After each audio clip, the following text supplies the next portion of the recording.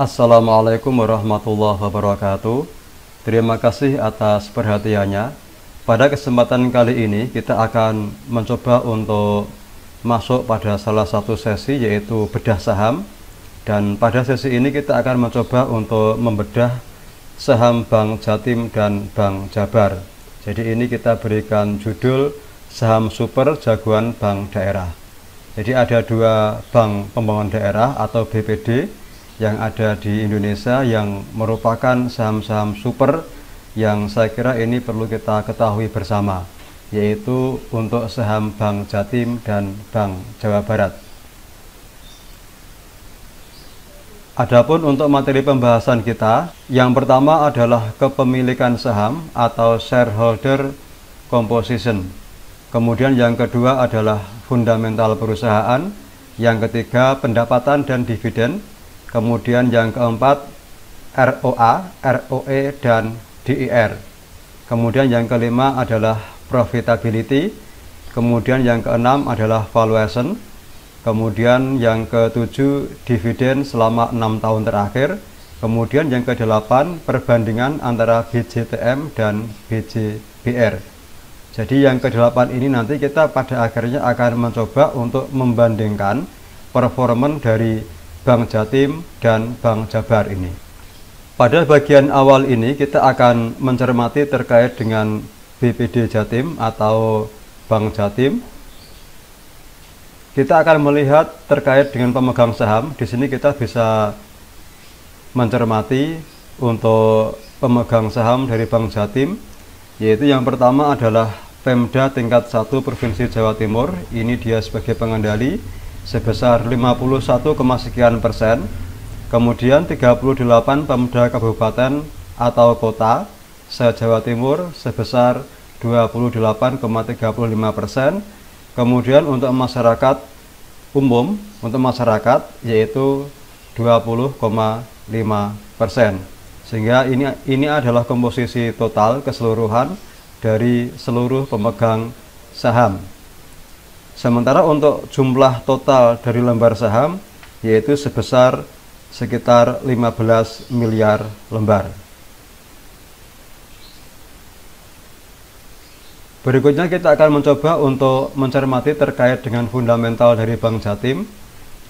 Pada tabel di sebelah kiri ini menunjukkan ada 4 bagian, yaitu equity, kemudian liabilitas, kemudian aset, dan debt equity ratio atau DIR. Jadi equity ini merupakan modal bersih yang dimiliki oleh Bank Jatim. Kemudian liabilitas ini adalah tanggungan atau kewajiban yang harus dibayar oleh pihak Bank Jatim. Kemudian aset ini adalah total antara equity dan liability. Kemudian debt equity ratio atau DIR ini adalah jumlah hutang atau jumlah dari pihak ketiga. Karena DIR ini adalah perbankan sehingga otomatis DIR-nya sangat tinggi. Nah, kemudian dari grafik yang ada ini maka kita bisa melihat untuk equity-nya dari tahun 2016 sampai tahun 2021 ini mengalami peningkatan. Kemudian untuk liabilities-nya juga meningkat. Kemudian untuk asetnya juga otomatis juga mengalami peningkatan. Termasuk juga untuk debt equity ratio atau DIR ini juga atau hutangnya ini juga semakin meningkat. Nah, kemudian kita bisa melihat pada rangkuman pada sebelah kanan terkait dengan fundamental, yaitu untuk equity atau modal bersih yang dimiliki oleh Bank Jatim yaitu 10,09 triliun. Kemudian untuk net profit atau keuntungan bersih yang dihasilkan yaitu 803,42 miliar. Jadi ini adalah fundamental yang dimiliki oleh pihak Bank Jatim. Jadi perlu kita ketahui khusus untuk emiten perbankan, maka untuk DIR-nya pasti akan sangat tinggi. Berikutnya kita akan mencermati terkait dengan earning. Lebih spesifiknya terkait dengan earning per share. Jadi ini kita melihat sebuah emiten atau perusahaan untuk indikator awal dikatakan sebuah perusahaan yang sehat, kita bisa melihat terkait dengan IPS-nya ini meningkat dan positif. Ya. Jadi sampai pada kuartal yang kedua di tahun 2021 ini sudah ada laporan yang disampaikan. Ini jumlah EPS-nya sekian, artinya mengalami peningkatan. Nah, kemudian terkait dengan DPS atau dividen per share, jadi dividen per lembar sahamnya, jadi ini mengalami juga peningkatan dari tahun ke tahun. Pada grafik ini mulai tahun 2016 sampai tahun 2020. Kemudian untuk EPS-nya yang berwarna ungu ini untuk earning per share, EPS-nya juga mengalami peningkatan dari tahun ke tahun. Nah, kemudian untuk dividen payout ratio atau dividen yang dibayarkan, jadi rasio dividen yang dibayarkan ini mengalami penurunan dari tahun 2016 sampai tahun 2020. Nah, kemudian pada data yang di sebelah kanan ini terkait dengan EPS, ini disampaikan pada 30 Juni tahun 2021. Kemudian untuk data market cap sebesar 10,74 triliun. Berikutnya terkait dengan profitability, kita bisa melihat pada grafik yang ada ini. ROA atau return on asset ini yang berwarna merah, kita bisa memperhatikan di sini ini mengalami penurunan dari tahun 2016 sampai tahun 2021. Jadi return on asset ini berarti pendapatan atas aset, sehingga dia lebih kecil karena pembaginya adalah aset sangat besar. Kemudian untuk return on equity itu adalah pendapatan atas equity atau modal bersih. Ini akan sangat tinggi seperti yang tampak pada grafik ini, karena memang equity pasti akan lebih kecil daripada aset. Nah, kemudian untuk DER atau debt equity ratio terkait dengan hutang ini juga kurang lebih sama seperti data sebelumnya, jadi mengalami sebuah peningkatan. Kalau kita lihat pada angkanya di sini sekitar 848% untuk DER-nya. Nah, kemudian pada data di sebelah kanan ini kita perlu untuk memperhatikan terkait dengan ROE dan ROA. Jadi return on equity dan return on asset. Jadi ini yang sangat perlu kita cermati. Karena untuk mengukur kinerja sebuah perusahaan, maka kita diantaranya adalah sebagai indikator awal, kita bisa melihat seberapa besar ROE dan ROA-nya. Jadi ini untuk kinerja sebuah perusahaan. Dan ternyata untuk emiten Bank Jatim ini, dia memiliki ROE yang sangat tinggi, yaitu 15,92%. Sehingga untuk emiten Bank Jatim ini bisa dikatakan sebagai kategori emiten yang sangat sehat. Nah, kemudian untuk valuation ini terkait dengan valuasi emiten Bank Jatim, ini kita bisa melihat di sini bahwa dividen yield atau dividen ini sebesar 6,88%, jauh di atas deposito yang diberikan oleh Bank Jatim. Sehingga untuk masyarakat yang barangkali mengetahui, maka mestinya akan memilih untuk membeli saham daripada menabung deposito. Nah, kemudian untuk melihat apakah emiten Bank Jatim ini merupakan emiten yang masih murah atau sudah mahal, maka ada dua indikator yang bisa kita lihat. Yang pertama adalah price earning ratio atau PER. Di sini untuk PER-nya, PE rasionya ini sebesar 6,63 kali. Nah, asumsi yang ada bahwa apabila PER di bawah 10, maka sebuah emiten, sebuah perusahaan, maka masih bisa dikatakan sebagai harga yang wajar atau harga yang murah. Nah, kemudian kita melihat untuk price book value ratio atau PBVR, ini sebesar 1,06 kali. Jadi ini perhitungan antara harga saham, price, ya, kemudian dengan book value atau harga saham asli atau harga saham seharusnya. sehingga perbandingannya adalah 1,06 kali. Jadi masih bisa kita bilang ini masih murah dan sesuai dengan harga yang wajar. Nah, nanti kita akan coba untuk melihat di grafik terkait dengan PER dan dividend yield. Nah, berikutnya data yang di sini ini adalah data dividen yang dibagikan untuk per lembar sahamnya. Ini mulai dari tahun 2016. Untuk per lembar sahamnya dibagikan sebesar Rp43. Kemudian tahun 2017 Rp43, tahun 2018 Rp44,1, sampai pada tahun 2021 untuk per lembar saham dari Bank Jatim mendapatkan dividen sebesar Rp48,85. Nah, kalau kita mencermati data yang ada, maka Bank Jatim ini selalu memberikan dividen kepada investor atau pemegang sahamnya rutin setiap tahun. Jadi pada tahun 2016 ini pada bulan Februari, kemudian pada bulan Februari, kemudian Februari Maret, kemudian ini pada bulan Mei dan bulan Mei. Nah, berikutnya kita akan melihat untuk di data secara real, kita akan menggunakan Stockbit dan Yahoo Finance. Pada grafik yang ada ini, kita bisa melihat tanda atau indikator terkait dengan pembagian dividennya.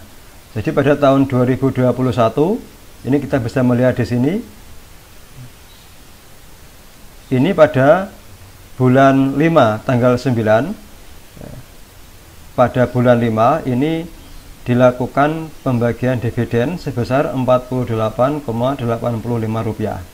Kemudian pada tahun 2020 ini juga pada bulan Mei atau bulan 5. Kemudian pada tahun 2019 juga bulan Mei. Artinya bahwa Bank Jatim ini selalu memberikan dividen secara rutin setiap tahun kepada para investornya atau kepada para pemegang saham.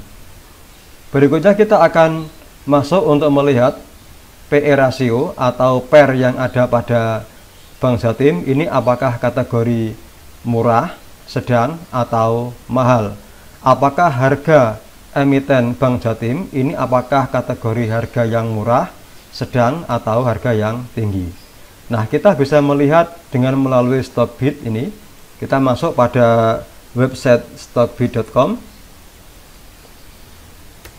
Sekaligus ini nanti biar apabila teman-teman ingin mencoba untuk mengetahui pada emiten-emiten yang lain, maka bisa dengan cara seperti ini. Nah, pada tampilan Stockbit halaman untuk halaman awalnya ini, kemudian kita memilih finansial.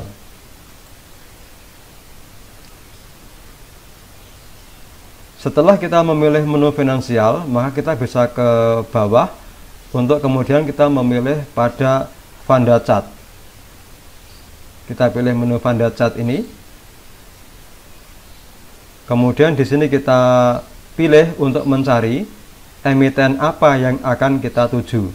Kalau di sini kita akan mencari emiten Bank Jatim, kita bisa mengetikkan kode emitennya yaitu BJTM.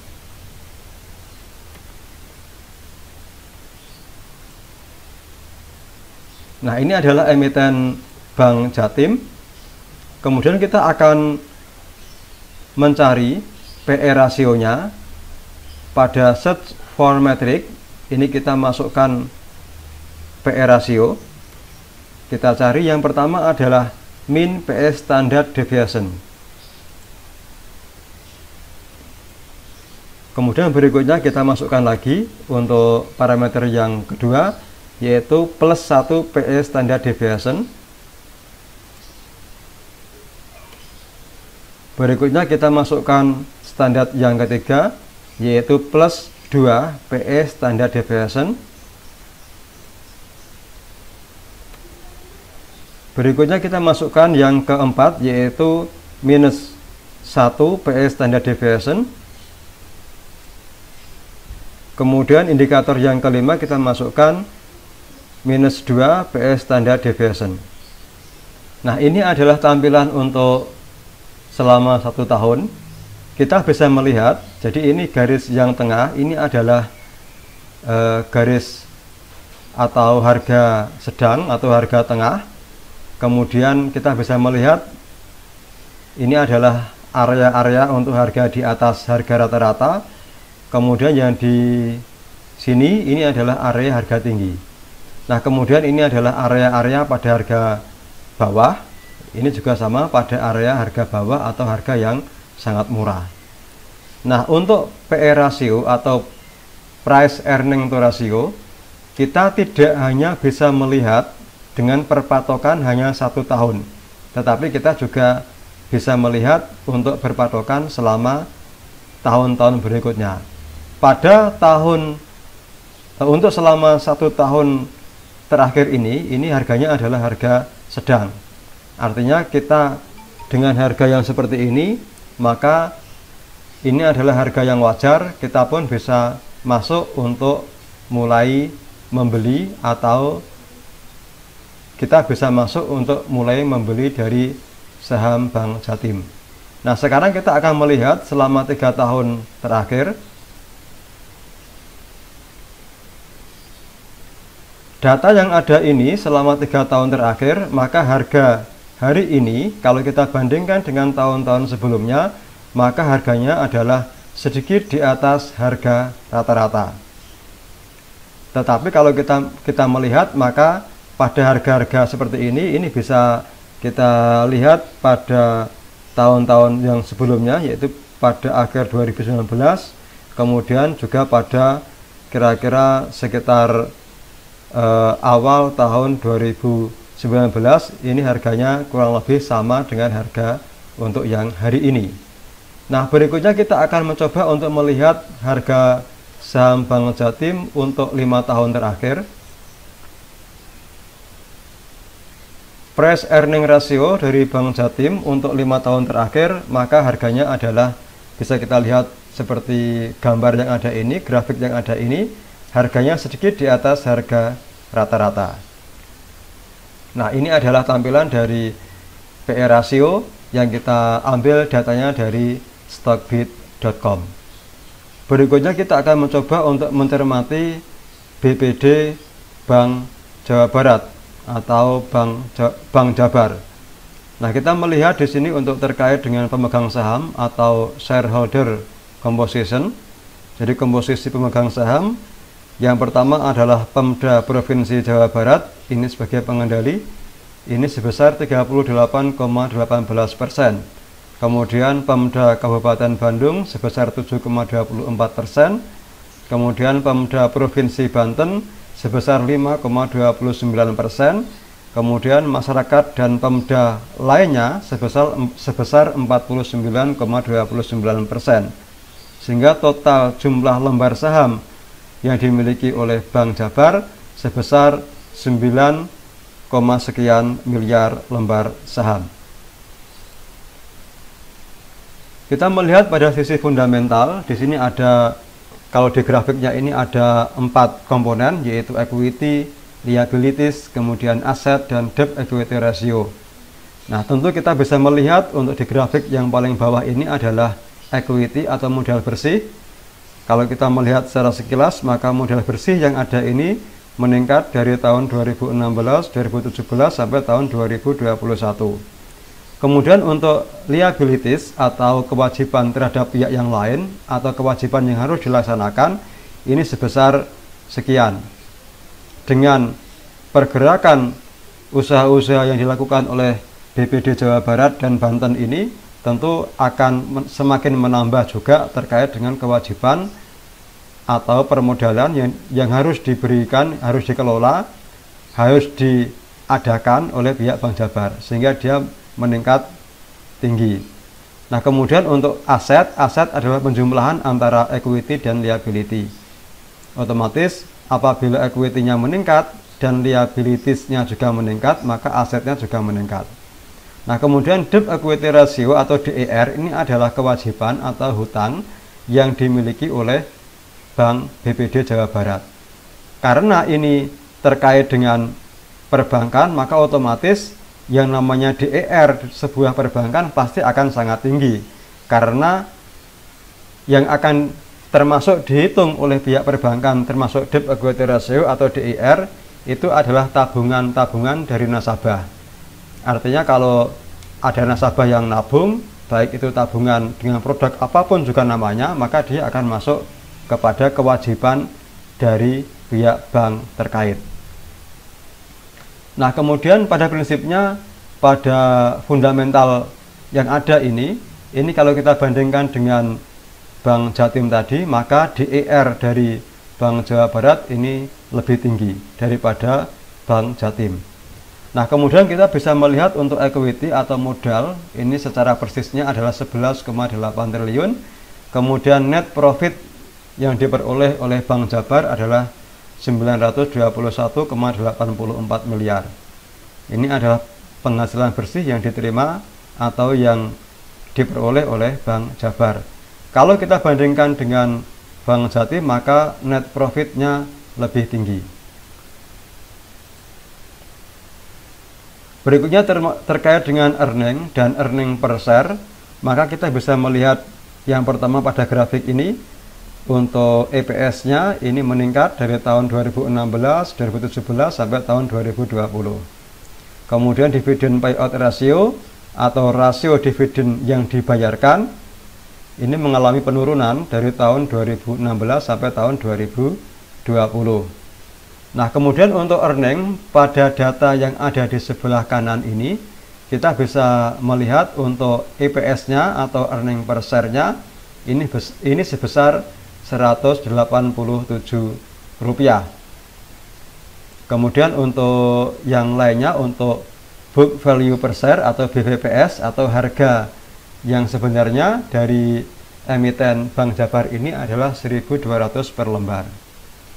Kita akan mencermati untuk berikutnya terkait dengan profitability. Jadi ini ada ROA, ROE, dan debt equity ratio. Nah, yang pertama adalah untuk return on asset atau keuntungan dibanding dengan aset dari tahun 2016 sampai tahun 2021 ini kurang lebih sama. Jadi ROA-nya ini standar atau stabil. Kemudian untuk return on equity ini mengalami peningkatan dari tahun 2016 sampai tahun 2021. Kemudian untuk debt equity ratio atau DER-nya juga mengalami peningkatan dari tahun 2016 sampai tahun 2021. Nah, kemudian pada data yang ada di sebelah kanan ini, maka kita bisa melihat termasuk untuk mengukur sebuah kinerja atau kesehatan sebuah perusahaan. Indikator awal yang kita butuhkan adalah return on equity atau ROE-nya ini sebesar 15,62%, kemudian return on asset sebesar 1,22%. Jadi ROE atau return on equity ini adalah kemampuan perusahaan untuk bisa memperoleh keuntungan atas dasar equity atau modal bersih. Nah, sementara kalau ROA return on asset ini adalah kemampuan perusahaan untuk memperoleh sebuah keuntungan atas dasar perhitungan aset, total aset yang dimiliki oleh perusahaan tersebut.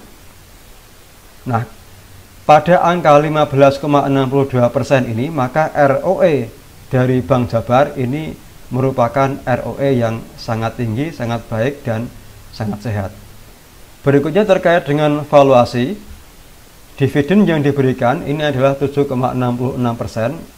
Kemudian untuk PER-nya atau price earning ratio-nya sebesar 6,67 kali atau di bawah 10, sehingga masih dikategorikan harga yang wajar atau harga yang cukup murah.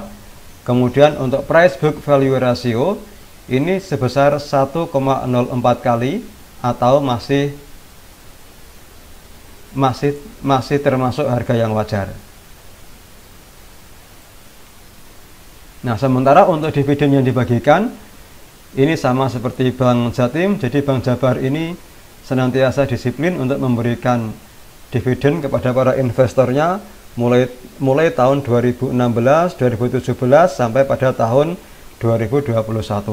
Kurang lebih pada bulan April dan Mei.